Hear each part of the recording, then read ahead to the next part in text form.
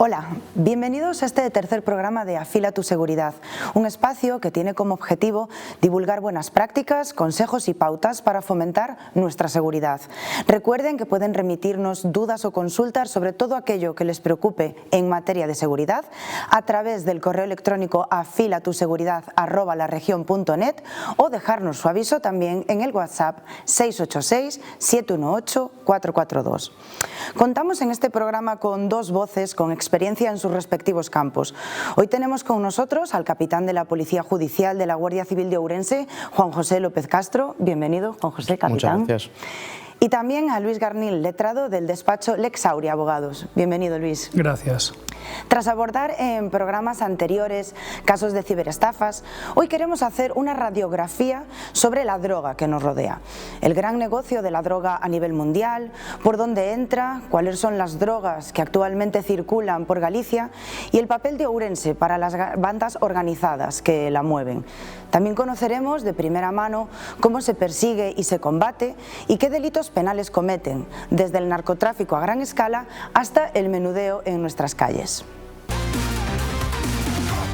Venimos de unas semanas, digamos, calientes en la entrada de droga en Galicia y, por tanto, en la lucha contra el narcotráfico. Entre los casos más recientes se encuentra una operación en Vilanova de Arousa que terminó con la detención de varias personas de nacionalidades gallega y albanesa. También la incautación de más de 1 tonelada de cocaína en un contenedor de latas de atún que tenía Vigo como destino. Otro caso muy sonado esta misma semana, también en enero, fue el hallazgo de un narcosubmarino en la Costa da Morte cuyo hundimiento en las últimas horas dificultará el hallazgo de pruebas. En definitiva, queremos saber en qué situación estamos a nivel de narcotráfico internacional, capitán. Bueno, principalmente las organizaciones criminales que se dedican al narcotráfico a gran escala, en relación a la introducción de, por ejemplo, si nos estamos refiriendo a cocaína, podemos apuntar dos vías de entrada, ¿no?, que hemos observado en los últimos años. Una marítima, que los clanes gallegos lo que hacen es contactan pues, con los clanes sudamericanos, centroamericanos, para la compra de este tipo de sustancias psicoactivas, drogas, y estos clanes gallegos que se encargan de la logística, es decir, buques mercantes, pesqueros, embarcaciones de recreo e incluso facilitan embarcaciones de alta velocidad. U otros que directamente, estos clanes sudamericanos o centroamericanos, pues se encargan también de la logística hasta prácticamente las playas, que son narcosubmarinos, como usted apuntaba anteriormente, que en los últimos años en Galicia, pues, si no recuerdo mal, son 3 las apariciones de este tipo de sumergibles, ¿no?, en relación al tráfico de drogas. Y otra vía, que también es muy recurrente, pues es la introducción de estas sustancias psicoactivas, drogas, a través de contenedores, ¿no? En el mes de enero, también en este mes actual, pues como bien indicaba, en relación a cocaína, pues existen 2 operaciones que son muy recientes o incipientes. Una es la Benamar-Garoña, que es donde se descubre una embarcación de alta velocidad en Vilanova de Arousa, a la que se vincula un desembarco de 1 tonelada de cocaína, y otra que es la aprehensión también de 1 tonelada de cocaína en Vigo, en un buque de nacionalidad o de bandera chipriota, si no recuerdo mal, el Calpe Citeus. Y lo que sí llama la atención, aparte de estos clanes gallegos, ¿no?, que dentro de lo que es la cadena de la droga, pues Galicia lo que aporta mucha experiencia en cuanto al transporte. Lo que sí llama la atención, ¿no?, a los investigadores es la aparición de estas organizaciones con ciudadanos extranjeros, concretamente pues, de Albania, ¿no? En la primera de las operaciones que he citado, si no recuerdo mal, hay 6 detenidos de esta nacionalidad, y en la segunda pues otros 6 también, ¿no? Y es lo que este nuevo perfil sería, claro, estábamos años 80, años 90, ese gran pico de la droga en Galicia, hablábamos de bandas de Latinoamérica, Centroamérica. Claro, ahora lo que más se ven son bandas del este. Ese es uno de los principales cambios de este nuevo pico. Sí, repito, esto es lo más llamativo ahora mismo, pues la detención de estas personas y vinculadas a las operaciones que me acabo de referir. Esto respecto al contexto de la cocaína, ¿no? Respecto al contexto de la heroína, pues sigue siendo la ruta clásica, ¿no?, de Turquía, de países de centro de Asia, y bueno, principalmente las vías de introducción son la vía la vía terrestre, ¿no? Y otra droga que es de consumo también mayoritario entre las drogas, pues es el hachís. El hachís principalmente pues, del norte de África puede provenir a través del estrecho, guarderías en el sur de España, sur de Portugal, que es trasladada también por vía terrestre, pues si nos referimos aquí concretamente pues, a la provincia y a la comunidad autónoma de Galicia, ¿no? Estas son las principales drogas de consumo que estamos detectando desde el punto de vista de la investigación policial. Claro, esta droga, hablamos diferentes vías, pero en concreto cuando llegan por vía marítima, una vez que llegan a puerto, las descargan de diferentes formas, playas también, había aparecido un tractor, las narcolanchas, narcosubmarinos, pero claro, esta droga luego se esparce, ¿no? Sí. ¿Cuál es la logística? ¿Cómo llega desde la costa, desde los puertos, hasta el menudeo que luego nos encontramos por calles como Ourense? Bueno, efectivamente, esta droga, como digo, principalmente, si nos referimos a hachís, se introduce en guarderías, a partir de guarderías, pues a través de diferentes escalones o eslabones se distribuye hasta el consumidor final. Y en esa cadena pues puede haber 2 o 3 intermediarios incluso. Bueno, es un problema de salud pública palpable, ¿no? La Guardia Civil nos compartía este mismo mes los datos de que en 6 de cada 10 test que se realizan en carretera pues son positivos, ¿no? Entonces, digamos, es palpable, ¿no? Si tomamos como referencia diferentes estudios, bien el Plan Nacional de Drogas u otros observatorios y demás, refieren que en los 3 últimos años pues que sí ha habido un aumento de consumo de estas sustancias psicoactivas, principalmente pues, bueno, cocaína, hachís, drogas estimulantes, alucinógenos, y sí se mantiene la tendencia en relación a la heroína. Esto respecto a estudios, como acabo de referirme, oficiales. Sí que es cierto también que en los últimos años han trascendido noticias de narcocasas, narcopisos, sitios de diferentes puntos de la ciudad y de la provincia desde los que operan estas bandas, ¿no? Que incluso reparten a domicilio. Luis, ¿qué hago yo si tengo la duda de que en una casa se están llevando a cabo actividades ilícitas de este tipo?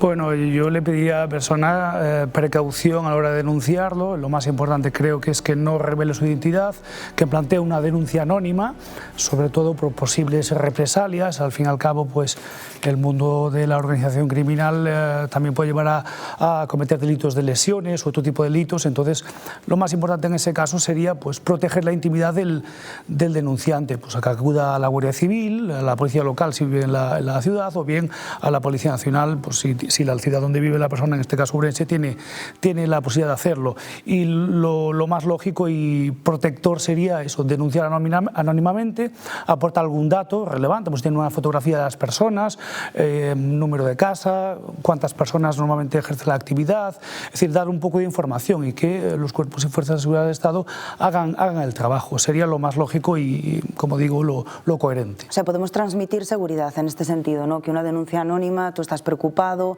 es en tu barrio, es en tu propio edificio, hay mecanismos, ¿no? Para proteger a esta persona. Sí, personalmente, jurídicamente, esa persona estaría protegida, obviamente, desde el minuto 1, que se denomina noticia criminis anónima, una noticia anónima.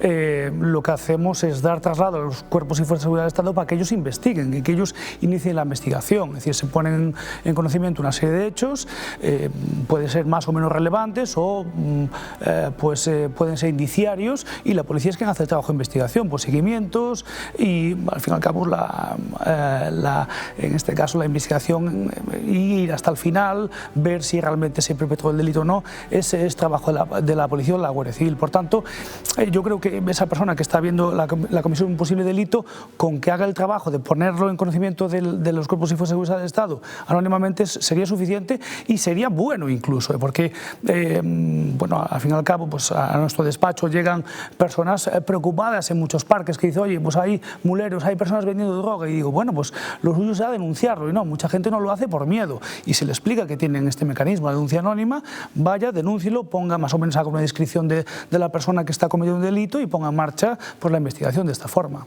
Porque aparte es importante, entiendo, capitán, pues eso, que si tenemos sospechas lo traslademos a las autoridades, porque a lo mejor hay una investigación abierta o no la hay, y ayuda pues a identificar nuevas líneas, ¿no?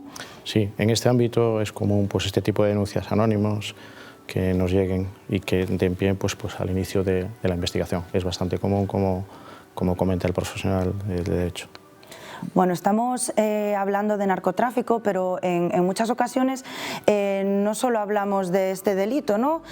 Tienen asociados también pues trata de mujeres, blanqueo de capitales. Hablamos, por ejemplo, del caso de la operación Vodka, desmantelada aquí en Ourense, en la que había, bueno, Ourense era, digamos, el centro en el que se captaban los fondos, se suministraban los motores fuera borda y las narcolanchas a grupos del Estrecho, ¿no? ¿En qué estado se encuentra esta investigación? Que terminó con 10 detenidos, ¿no? Sí, es una investigación que sigue en curso, también sigue paralelamente la instrucción judicial, 10 detenidos y 13 investigados, ¿no? Y, repito, sigue abierta todavía. Es verdad que era una organización que principalmente o presuntamente se dedicaba al blanqueo de capitales con procedentes de narcotráfico, esos fondos, y que eran invertidos en logística para facilitar pues la introducción de drogas. Y bueno, se incautaron 25 motores, 8 embarcaciones y bueno, se inmovilizaron diferentes activos económicos en múltiples cuentas. Fue una operación compleja con una estructura económica y societaria interpuesta y sí, cuya rama económica se centraba, liderazgo se centraba aquí en la provincia de Ourense, desde un punto de vista de la presunción, ¿no?, de inocencia. Hablamos de una deslocalización, ¿no? Digamos que aquí estaba un centro financiero, por llamarlo así, de la trama, y también hablamos en este caso de diferentes delitos, ¿no, Luis? Entonces, sí. ¿Cómo se actúa, desde vuestro punto de vista, cómo se hace? Pues eso, tenemos blanqueo de capitales, tenemos en algunos casos trata, tenemos narcotráfico. ¿Cómo se lleva a cabo tantos delitos, digamos, en una misma causa? Bueno, es perfectamente factible. Empezó el programa comentando que se trata de organizaciones criminales. Al fin y al cabo, es muy importante conceptualizar de qué se trata, es decir, cómo están formadas. Son probablemente muchas personas con presencia en varios lugares, muchas veces alrededor del mundo, con presencia en varios países y claro, ocurre, como es el caso, ¿no?, que una organización criminal, pues unos miembros cometen el delito de tráfico de drogas, otros participan o cooperan en el tráfico de drogas, otros miembros de esa organización criminal cometen delito de trata de blancas porque son los que transportan a las personas o son los que captan a esas mujeres y luego las explotan aquí, y otros son los que blanquean el dinero derivado de esa actividad ilegal. Entonces, digamos que desde el punto de vista técnico-jurídico es complejo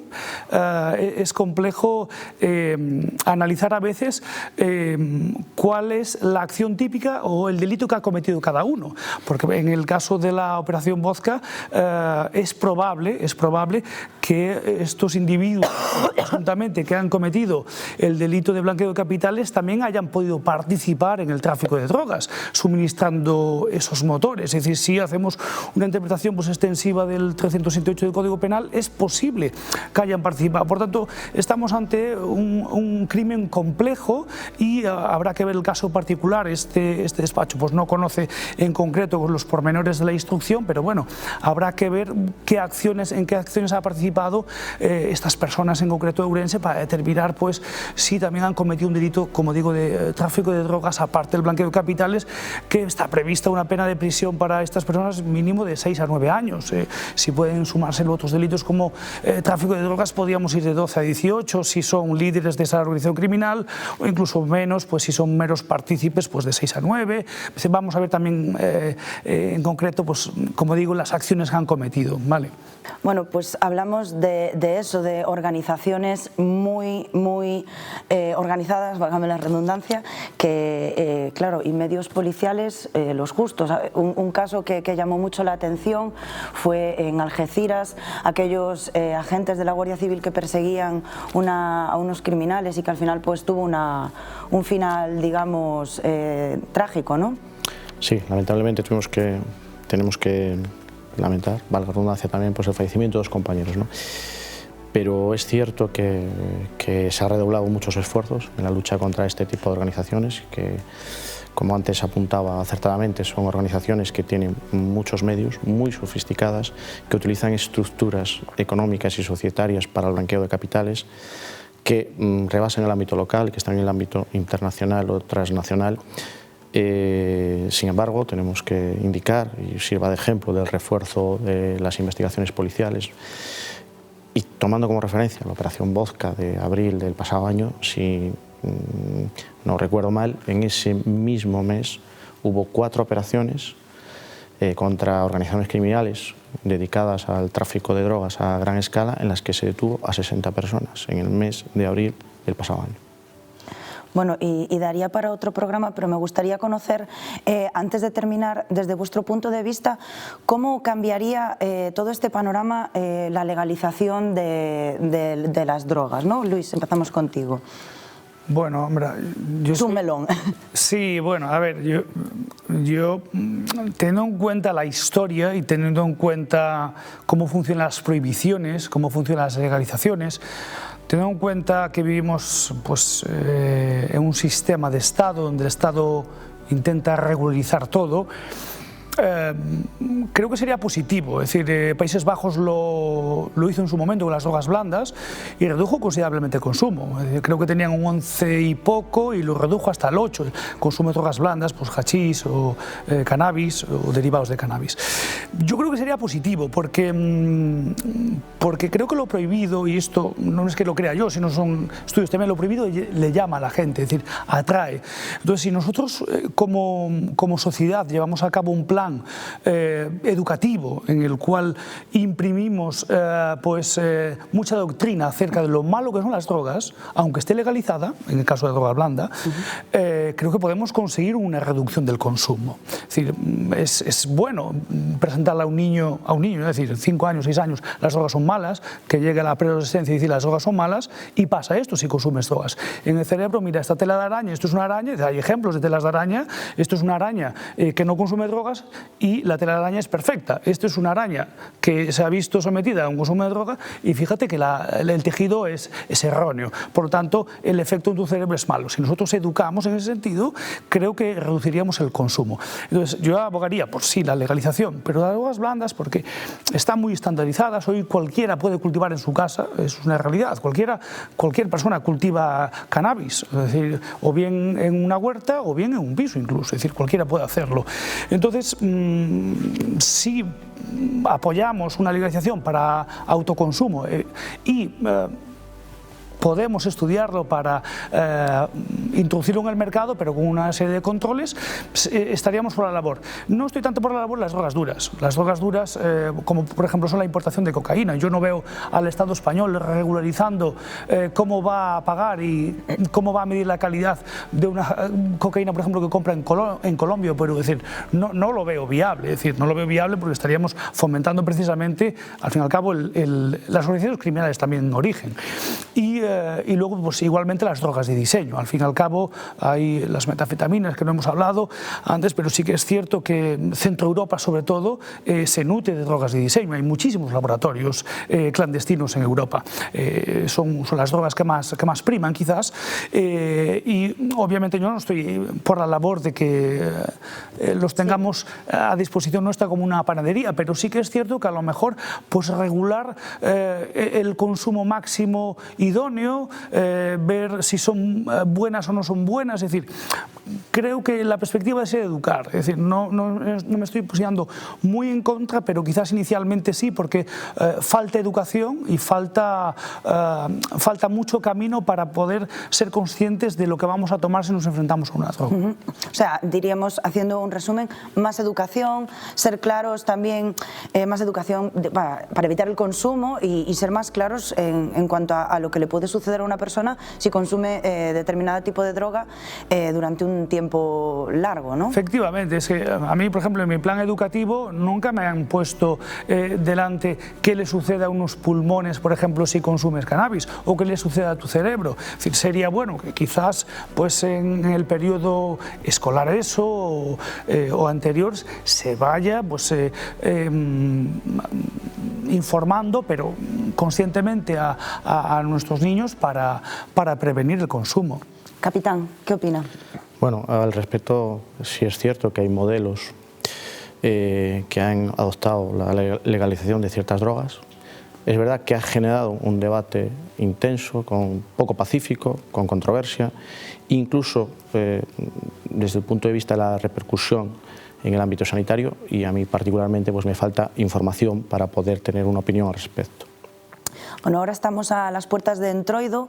La droga, el consumo de droga siempre está especialmente, o al menos una parte importante, vinculado a la fiesta, al alcohol, a la vida nocturna, y desde hace un tiempo nos llegan imágenes desde Estados Unidos principalmente de personas que consumen fentanilo y los efectos devastadores y tan visuales, ¿no?, que tiene el consumo de esta droga. No sé si tienen alguna constancia de presencia de fentanilo en Ourense. No, nosotros no tenemos constancia del aumento del consumo de fentanilo. Sí es cierto que en algunos países como Estados Unidos y algún país europeo sí se ha detectado un consumo importante de esta droga, muy lesiva para la salud. Es unas 50 veces más potente incluso que la heroína, pero creemos que aquí no tiene repercusión porque, bueno, aquí en relación a las ediciones, ciertas ediciones en concreto y terapias, pues está con una regulación muy precisa. Quiero decir con esto, sujetos a prescripción médica, seguimiento de las terapias, y aquí el sistema sanitario ofrece otras alternativas en los centros de atención, como por ejemplo, fentanilo es un opiáceo sintético, pues por ejemplo a la heroína pues hay una alternativa sanitaria, repito, que está a disposición para combatir las adicciones, y que en países como Estados Unidos y otros países europeos donde el sistema sanitario no ofrece estas alternativas, pues sí es una alternativa a estas personas que tienen estas adicciones o estos hábitos muy barata. En Estados Unidos, si no recuerdo mal, está $1, es decir, apenas un euro puede adquirirse. Y aquí, repito, hay alternativas como por ejemplo la metadona, que el sistema sanitario a estas adicciones pues ofrece, ¿no? Pues hasta aquí el programa de hoy, esta tercera entrega de Afila tu Seguridad. Recuerden que pueden hacernos llegar sus consultas o sus dudas a través del correo electrónico y el WhatsApp que aparece en sus pantallas. No quiero despedirme antes sin agradecer al capitán de la Policía Judicial de la Guardia Civil de Ourense, Juan José López Castro. Muchísimas gracias por estar aquí. Nada, a ustedes, muchas gracias. Luis Garnil, del ex Aurea Abogados. Muchas gracias, Luis. Gracias a vosotros. Y a todos ustedes, recuerden afilar su seguridad, tengan cuidado y buenas noches.